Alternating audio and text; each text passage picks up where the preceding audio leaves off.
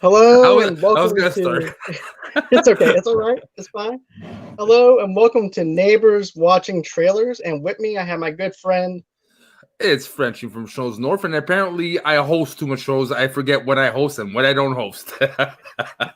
And we're actually going to be doing a trailer reaction video to Kong versus Godzilla.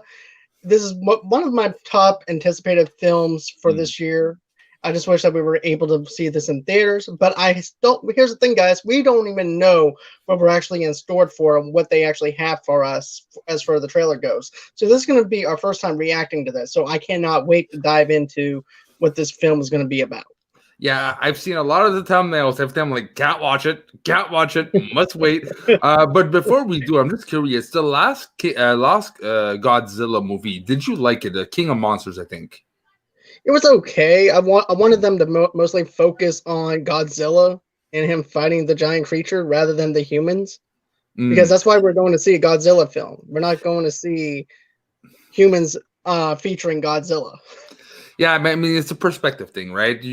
And 2 hours of just following Godzilla might be boring after a while.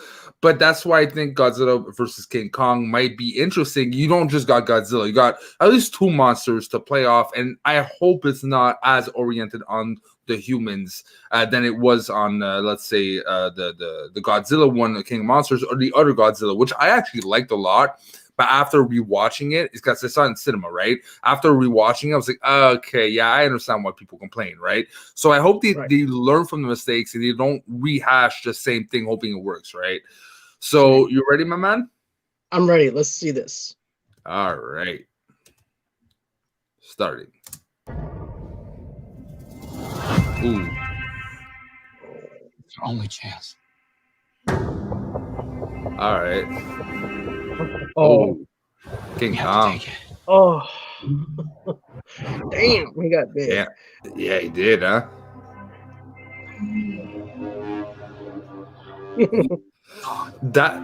It feels like a respectful design. It doesn't go too wild either, you know. Exactly. She's the only one he'll communicate with. I knew that they had a bond. She had nowhere to go. Skarsgård. I made a promise to protect her. And I think that in some way... That's an interesting spin on the relationship. I think so. It's not like his love interest. It's almost like his daughter, right? Right. That's what it seems like to me. Oh, hell yeah. Oh. This is just beautiful.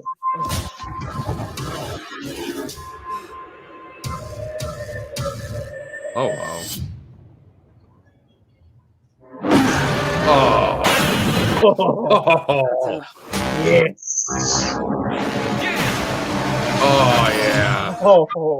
Oh, hell yeah. Okay.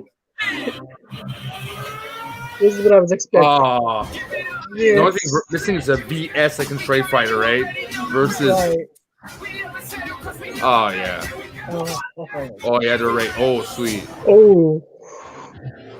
I'm loving this. Godzilla's out there, he's hurting people, and we don't know why. There's something provoking him that we're not seeing here. I'm of the same opinion. The myths are real. Okay, they're trying to build a mythology around this, too. Yeah, that's what I like about it. Ooh. Nothing. I keep reaching for greatness because I'm built from No. Who bows to who? Nobody gonna stop for me. Fuck yeah. Kong bows to no one. Oh. Alright.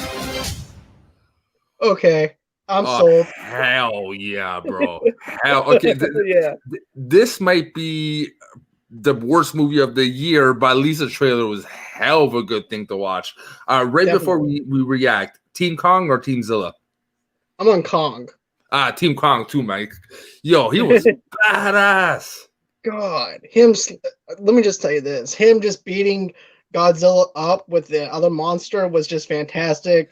The whole thing in Tokyo looks fantastic. And is it just me, or does it seem like the two battleships knew that Godzilla was there, so they were just trying to get Kong over into that area to where they can fight each other to try and take care of King Godzilla? At the first part, you see King Kong being chained up. It kind of seems like it's the beginning of the movie, but I actually feel like it might be in the middle of the movie, like where you get the the explanation of King Kong and gets captured, and then it is it me, or it kind of feels like they're like you said, they're trying to force King Kong. It's not like it happens to be them encountering each other. It kind of feels like the humans are forcing this battle at first. Like he's the only one who can defeat King Kong, Godzilla. So let's put it on, Right, that's what I feel like too. It's like, okay, we have this threat in the ocean, so therefore we need to get rid of him. So we need to go in ahead and bring an apex person or something into this thing to get rid of him. So they get Kong to go in ahead and take care of the threat. But yeah, that's what it seems like to me. But it doesn't look like it's centered around the humans as much, which is actually a positive from what I saw. Well, I actually feel the contrary. There's bits and pieces you see, like the control room, them speculating on, almost like mythology. You see like this red hand thing on the wall. I just think they probably took out the human part out of the trailer, just focus on, on the monsters to make everyone hype. But I think from what I saw a bit, it seems like it got cut out from bigger pieces. I have a feeling it's a lot more human-centric than it actually lets off. That's true. I didn't think about that. But I do like the mythology aspect to it, though. Yeah, it didn't seem like King Kong had an axe at the end.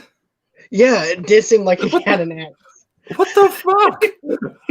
He's going balls to the wall. He's going to try and do anything and everything he can to take down Godzilla.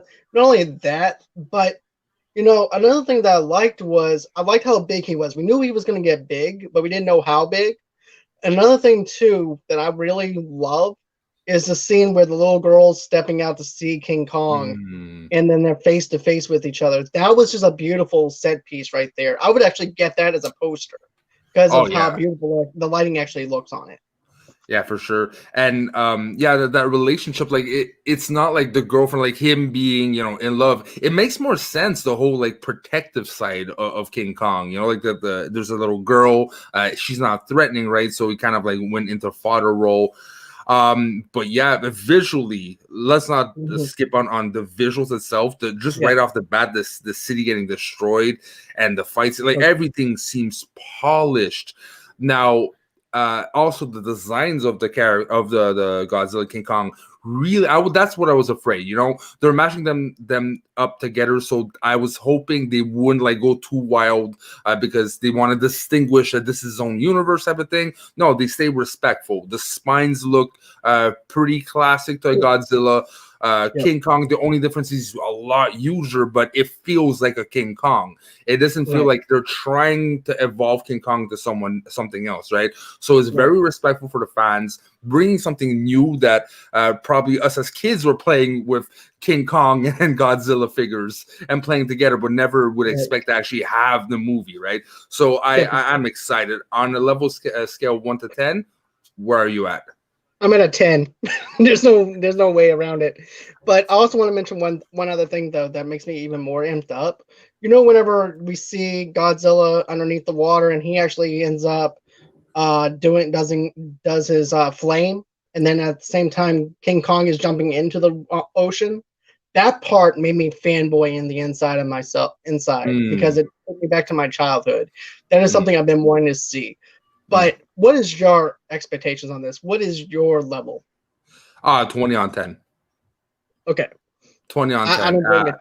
I've been, I was skeptical, but what I see with the trailers, it seems exactly in the direction I want to go, except for the human parts. I'm not sure. That still doesn't take away just that level of awesomeness of two classic monster characters, let's say, going at each other, and it looks well made, just like doubled my anticipation. Definitely. So where can everybody reach you at? It's pretty simple, people. You can find me on Twitter, on Norton Schmoes, and you can also find me on YouTube. If you're watching on his channel, because we're doing a cross-channel stream, you can find on my channel, Schmoes in the North. Schmo is not by coincidence. We cover Schmodown. If you know what Schmodown is, you're at the right place. We have Schmodown Night Canada, which is almost like a TSN reporting for every match. And we also have Norton Consultation, which is a one-on-one interview with the competitors of Schmodown. And you, where can you find you, John? Okay, so everybody, you guys can find me at Movie Lovers TV Lovers Unite on Facebook. You guys can also go ahead and get all your entertainment needs and wants for movie news or movie reviews or TV reviews or TV news. You can go to www.movieloversunite.com. And then, of course, you guys can follow me on Instagram at Movie Lovers TV Lovers Unite. You can also find me on Movie Lovers TV Lovers Unite on Pinterest. And then, of course, if you guys want to, you guys can go on ahead and follow me on Twitter at JohnDGorio8 or Movie Lovers Unit. So those are all the places that you can actually reach me. And, of course, you can also get an audio-only podcast episodes of what we do as well at wherever you get your podcasts from. All right. So that being said, thank you for watching. And until next time, bonsoir. Bye-bye.